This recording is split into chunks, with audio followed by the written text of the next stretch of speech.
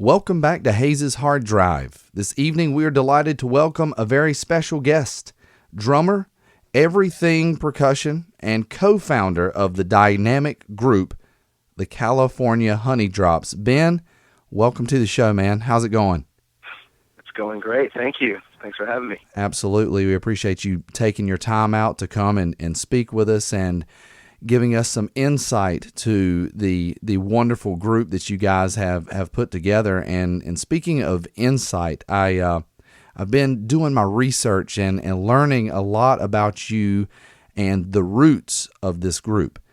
And I know you guys started out just basically playing in Oakland in the subway stations for tips. And, talk a little bit about these beginnings that you guys had just starting out there playing for tips, in a subway station. That's pretty much what it was.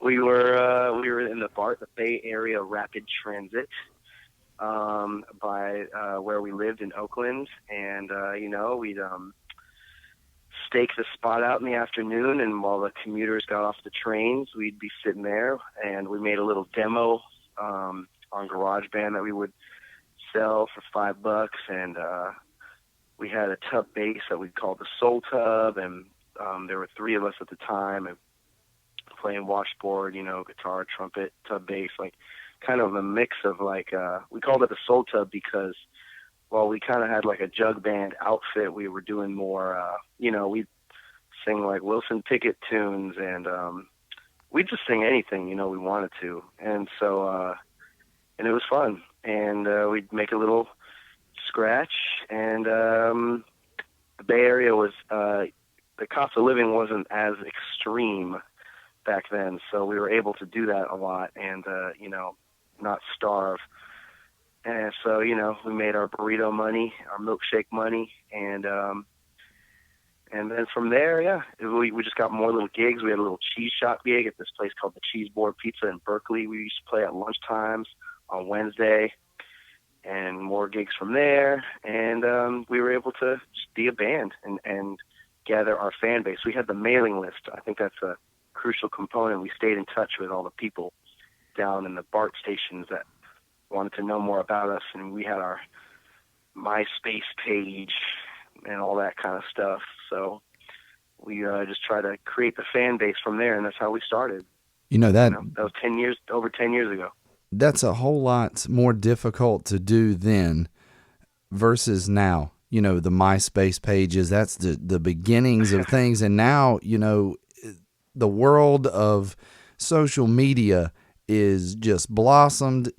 Those type of humble beginnings may not be the same for other groups, today, having to do some of the things that you guys were doing, and the work that you had to put in just to stay in touch with your fan base at the time, and it's amazing to me coming from playing there, subway station, making scratch, just trying to get by to do what you love to do.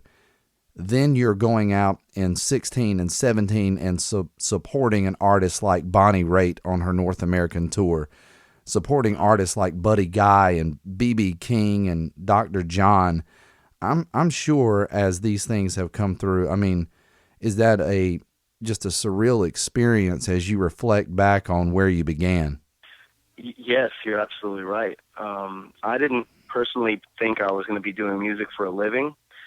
My father was a musician, and I always knew music was going to be in my life and something I did, and what have you. But like I said, we were just able to create a fan base, and we were just able to sustain ourselves, and pretty simply, and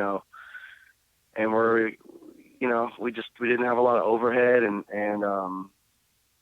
now that we have a team, we have like a beautiful manager, awesome booker, and like a slew of musicians that join us on the road or in the recording studio. And it is pretty incredible that we're able to keep going and keep doing it. And, it's just all about the fans. It's really amazing because the band has changed quite a bit a couple times over the years. And the fact that people still stay with us and believe in us, and everyone from people like Bonnie Raitt to people like just, that have been seeing us in the bar stations or seeing us in the bars way back when, with the tip jars. It means the world to us. It's incredible that is something that it's like, that's been our path, it's wonderful. You guys have said that you are a mix of Bay Area R&B, funk, Southern soul, Delta blues, and New Orleans second line. Was this something that happened by design, or was it something that just came to be? We like a lot of music. Like I said, we never really put ourselves in a box. We never wanted to be pigeonholed. We love a lot of music, especially the more people that are in the band, the more music we love, different styles. So it's like whatever sounds good, whatever we want to play that comes from the heart, and I think the last album, the last couple albums, I think especially the last album, I mean, there's a lot of different mix on there, and I think it's just like with the songwriting and our style and kind of like our ability to even kind of interpret it, with our own musicianship. I think we've just gotten better at like getting our own language within all the different styles that we love, and so that's something. It's just important to us, to pay tribute to all that music that we love. So, I mean, it's hard to describe what we are, but if you see us live, it's a good time, and there's things that might sound familiar and, to you, and it might be an original song though, and it's all good. It's just about feeling it and enjoying the music. I will definitely have to say, from my own personal listening of the band, when it was wrong, I did have to go back and look. I really did. I had to go back and look, thinking that could be a cover. And when I went back and looked, and everything that I saw, it was pointing it right back to the Spread and Honey album. And I'm thinking, wow, it could have, because, right before that, I heard don't let the green grass fool you. And it literally it flowed. I'm like, well, this could be coming from another time. Maybe I missed this song somewhere. So you're definitely right. And when you were talking about having so many pieces to this puzzle, do you find it easier or more difficult to write music when you have this amount of instruments that you incorporate in your group? We have so many songs that we haven't recorded yet. We have albums worth of music that we just haven't even recorded. And that's mainly due to Lesh, our lead singer and trumpet player, also the main songwriter. He's just like the most prolific guy I know. And all of his songs are great.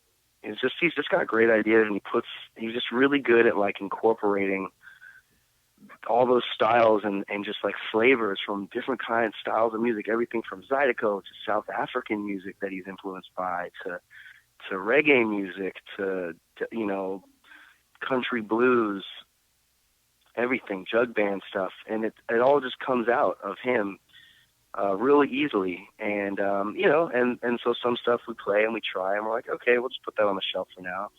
And a lot of times, because of the instrumentation, it can morph into something else. There might be an original idea, but the way it comes out is completely, due to the personal influences of the musicians in the band, and we just try to play to that. We don't want to fight that. So if something's difficult, obviously we can try to work it out. But mostly. It's up to us to just make it sound good. So it's not really an issue. I don't know. In our conversation so far, you have done a lot of talking about your fans and, keeping that fan base, how important that is to you to have a personal relationship with your fans. And in January, you guys went on a cruise, the Sandy Beaches cruise, with Delbert McClinton, a lot of other talented artists. You're in a very, close, intimate setting with your fans, other people's fans. Did it feel more like a vacation than it did work?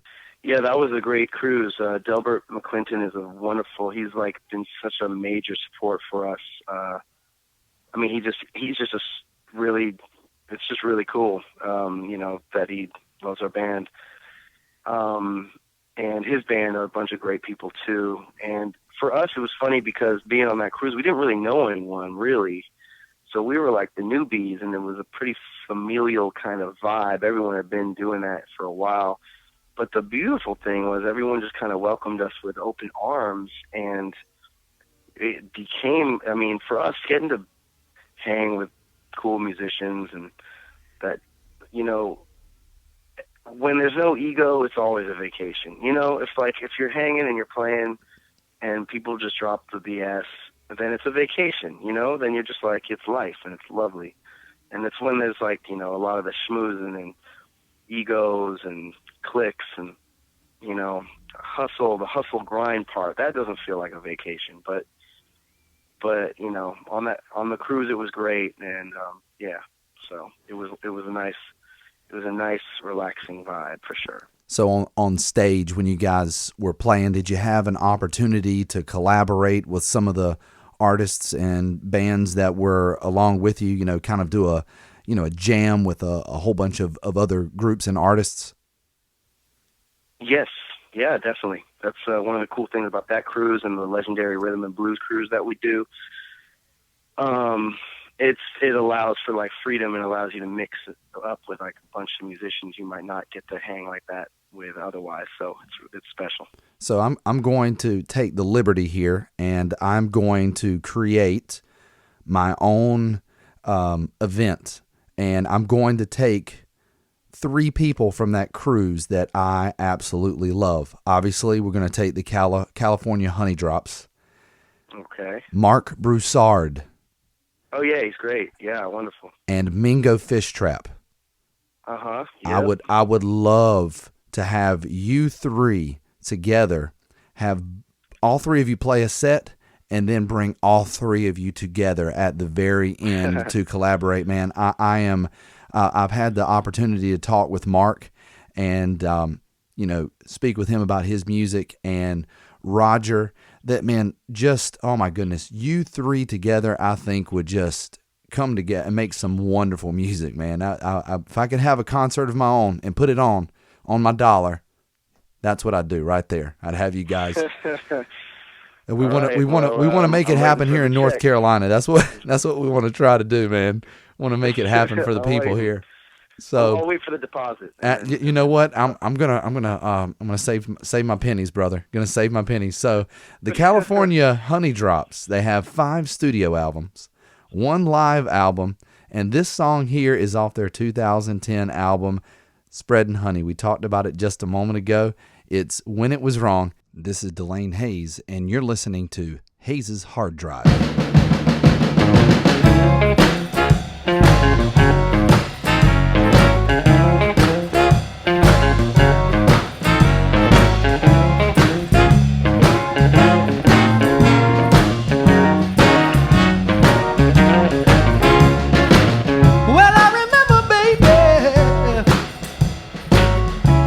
When we were still in school, all the good times that we shared are breaking all the rules, trying to find a place with no one around, trying so hard not to make a sound. Well, I don't know, baby, now something's changed, you know, and all I can say is it ain't the same.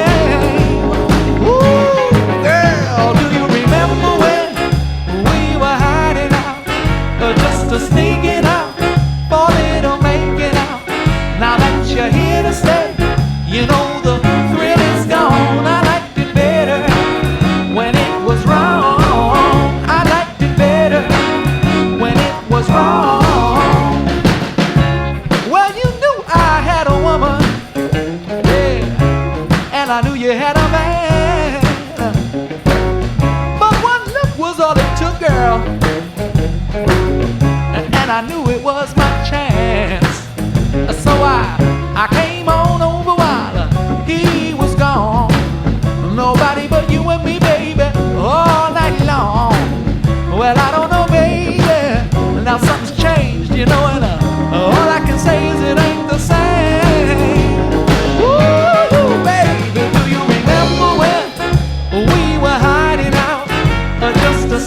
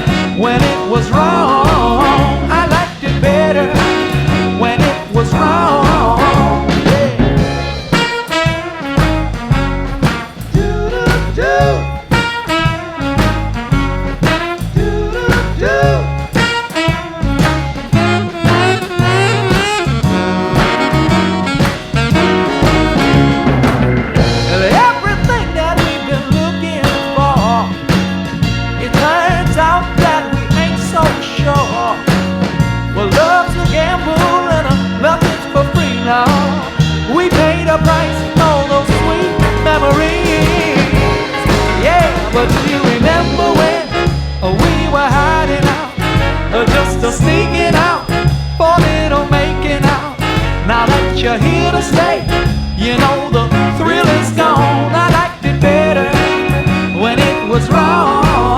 I liked it better when it was wrong. But do you remember when we were hiding out, or just a sneaking out, for little making out? Now that you're here to stay, you know the thrill is gone. I liked it better when it was wrong. I liked it better when it was wrong. Ooh, baby. Ha, you know I liked it better when it was wrong. Yeah, and I know you did too. Whoa, but it's all right, baby, when it was wrong. No, we don't have to pretend no more. I go my way, you go yours. And if I never ever see you no more, ooh, you better know I still think about it, girl. Ooh, I might even have to stop to turn around. Oh, and if I don't see you looking back at me, girl, yeah, you better know I can still remember your smiling face in my mind. What I remember, baby, when it was wrong. Oh, how good it really was. I'm delighted to be joined by drummer, percussion, washboard, and co-founder of the dynamic band California Honeydrops. It's Ben Malament joining us. He's been here with us talking all about the great group from the Bay Area, giving us some insights into their music, what they've been doing. And Ben, thank you so much once again for joining us. Indeed, indeed. So the Honeydrops have recently released a new double album. Let me reiterate that. A double album entitled Call It Home, Volumes 1 and 2. Talk about how you guys actually decided on the songs that would be on this eclectic album. Oh, well, like I said, we had a ton of songs kind of in the works, and our goal was originally was kind of to make like a more rootsy acoustic side that kind of showed that, and then a more, quote unquote electric side. But in the end, we just kind of picked what sounded good and try to group them together. Honestly, and to get a variety. There's a song on there that's with just around one microphone, tub bass, guitar, and washboard, and the bass drum sound is like stepping on a guitar case. We did that to the song called Those Days that has like a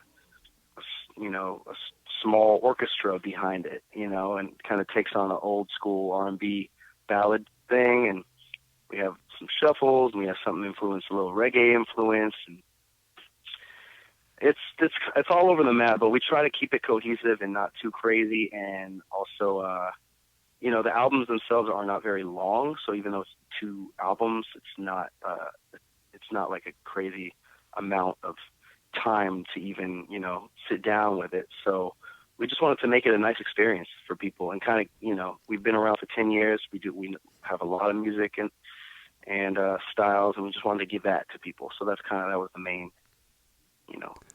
I even feel like there's some of the songs that get a blues vibe as well. It really does, man. It does dance all over the place, and it seems like I can go from the first song all the way down to the last, and I feel like I'm switching groups.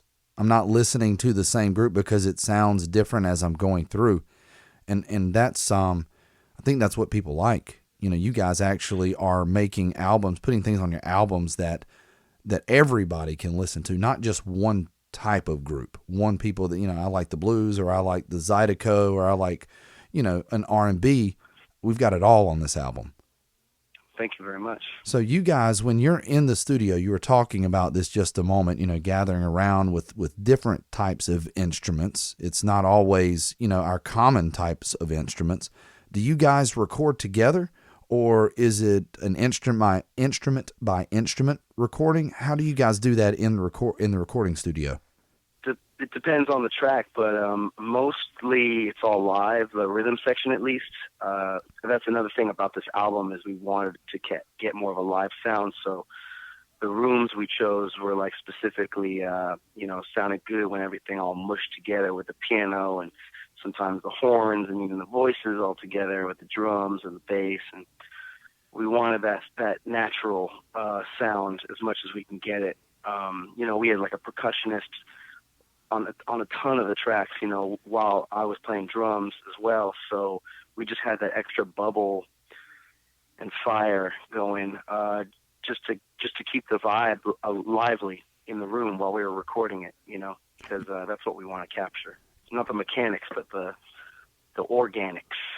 When a band like yours, I mentioned before we went to our break that you guys have a live album, and you also just mentioned about how you're recording together. I think personally that is just a sign of a very good, tight-knit group that can do this, because Ben, not every group has the ability to put out a really good live album, A, and then B, when you go into the studio, you can't go in and record everything together unless you're a tight-knit group, and obviously it shows, and that's a true testament to the musicianship of this group. And I know that's probably as a drummer, as a percussionist, that's something that you have to love, being around such talented musicians in a group. Yeah, it's great being around people that actually know how to play their instruments. Yeah, I'm just a drummer. But you know what? Without you, my man, it's cool. Yeah, it doesn't happen without that backbeat. You're to me, I feel as though that the drummer, you're the quarterback, man. You're back there holding it all together, while everybody else, does some of the pretty stuff. You might be catching the great passes, but you're holding it all together back there. So don't sell yourself short, man. So you guys, you're doing some East Coast, or excuse me, some West Coast shows. Then you're going to be embarking out on a tour to New Zealand and Australia. You make your way back into the States kind of in the springtime. You're going to be doing some dates. Any chance possibly we could see you guys on the East Coast in the summertime? Summertime. Summertime, maybe springtime. I feel like there might be a chance in June. I forgot what. I don't think so, though. I have a feeling like it's not going to be until the fall that we're going to make. We're going to do a big tour in the fall on the East Coast and South again. Great. That's what I wanted to hear. So definitely we'll be in North Carolina for sure in the fall, like 100%. Well, what we're going to do is we are going to make sure that as soon as those dates get released, we will let everybody know where you will be and how they can get there, so they can come out and listen to this product live, because there's nothing, ladies and gentlemen, like a California Honeydrops show. If you read anything about them, they are labeled a party band, ladies and gentlemen, and that is a very good thing. Their live shows are an absolute party. So, Ben, thank you so much for coming on the show, talking with us. Much success to you guys on your upcoming tour. And, like I say, thank you just for coming on and, being a part of this and sharing your world with us. Thank you so much for all the support. We really appreciate it. Let's play one from the new album entitled Call It Home, Volume 1 and 2. It's entitled Live, Learn. This is California Honeydrops, and you are listening to Hayes' Hard Drive.